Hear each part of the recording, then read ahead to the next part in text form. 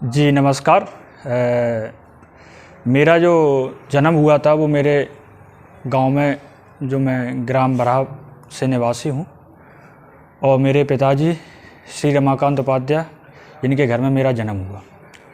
पिताजी अभी शासकीय नौकरी में कार्यरत हैं और मेरी माताजी गृहिणी हैं, और बाकी परिवार में और भी सदस्य हैं जो पढ़ाई कर रहे हैं।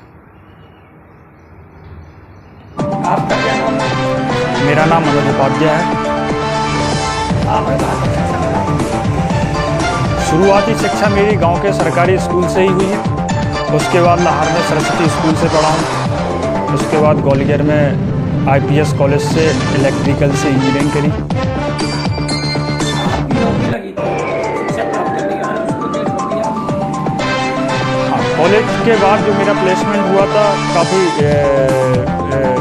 कम लोगों के हुए थे प्लेसमेंट, लेकिन क्या हुआ कि एक चाह थी कि सरकारी नौकरी करनी है, तो सरकारी नौकरी करनी है तो उसके लिए प्लेसमेंट छोड़ा, सरकारी नौकरी के लिए तैयारी की और PSC के लिए कार्य करते रहे, पढ़ते रहे।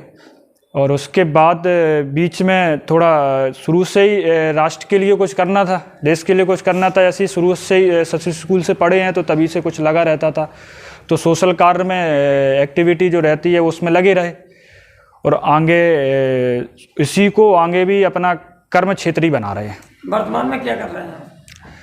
वर्तमान में MPPSC की प्रिपरेशन के साथ साथ लाहौर में सोशल वर्क जितने भी अपने छोटे छोटे कार्य होते हैं उनमें जितना भी छोटा मोटा सहयोग बनता है या निमित्त मात्र के अपने बन जाते हैं पात्र, तो करते रहते हैं।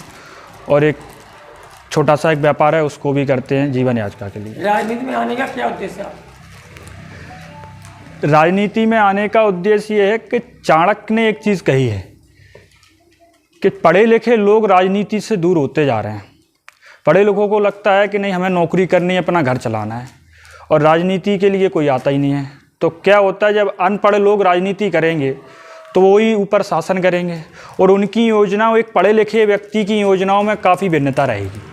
क्योंकि एक पढ़े लिखे व्यक्ति को एक डर रहता है कि हम कुछ कार्य कर रहे हैं, उसमें कुछ ऐसी गलतियां नहीं हो जाएं कि हमारी ये जीवन की शुरुआत है, अगर कुछ गलतियां होंगी तो हमारा भविष्य कितना खराब होगा। और उसमें एक ललक भी रहती है काम करने की, योजनाओं को कैसे चलाना है, क्या क्या करना है, और उनको क्रियान्वयन कैसे पहुँचना है।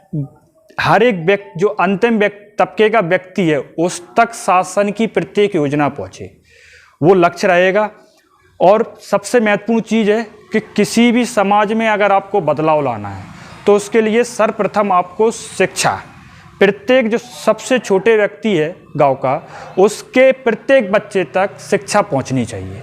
तो उसके लिए प्रयास रहेगा कि गांव में एक उचित संस्थान, कोचिंग सेंटर आदि की व्यवस्था की जाए। शासन द्वारा चुनाव की घोषणा की गई है, तो क्या आप किसी पद पर चुनाव लड़ेंगे क्या?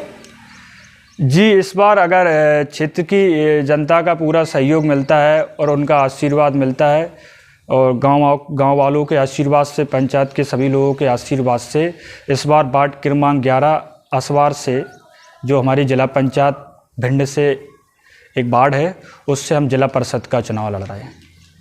क्या चुनाव लड़ने का क्या उद्देश्य है? यदि जनता आपको चुनती है, आशीर्वाद देती है, तो आप जनता के लिए क्या काम करें? जनता अगर हमें चुनती है और जनता के लिए अगर हम प्रतिनिधि बनते हैं, तो मुख्य जो कार्य योजना है शासन की, उन शासन की कार्य योजनाओं को गांव के प्रत्येक व्यक्ति तक पहुंचाना हमारा लक्ष्य है, प्रत्येक व्यक्ति तक। और शिक्षा, किसी भी योजनाओं को अगर किसी समाज में अगर पहुंचानी है तो सबसे पहले शिक्षा ही कार्य करती है। चाहे गांव की कोई भी समस्या हो, स्वास्थ्य समस्या हो, सड़क समस्या हो, बिजली समस्या हो, पानी की समस्या हो, सिंचाई की समस्या हो, यहाँ तक कि आवारा पशुओं के लिए भी एक उचित कार्यशैली और व्यवस्था की पूरा रोड मैप तैयार करके रखा है। किस तरीके से जो गौ माता रोड पे बेचारी परेशान रहती हैं, तो उनके लिए भी एक अच्छी पूरी व्यवस्था, प्राइवेट का नाम गौशाला, और शिक्षा के साथ साथ और भी जो चीज़ें गांव के हैं, जैसे सिंचाई है, तो गांव में क्या है, कई लोगों के क्या है, खेतों पे नहर का पानी आने में समय लग जाता है। तो ऐसे क्या जनप्रतिनिधि का काम जो होता है, जो छोटी छोटी सी समस्याएं गांव की हैं, छोटी से छोटी, उन पर मेन फोकस रहेगा।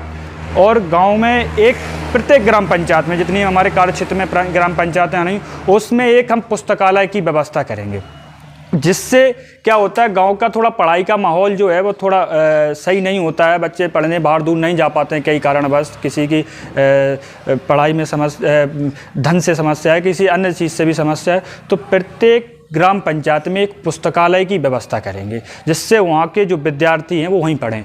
और आगे चल के जो और विद्यार्थी अन्य जो बाहर प्रतियोगी परीक्षा में जाना चाहते हैं, तो उनको शासन के द्वारा निःशुल्क बड़े शहर में रहने खाने पीने की, यहाँ तक की पढ़ाई की भी व्यवस्था करवाएंगे।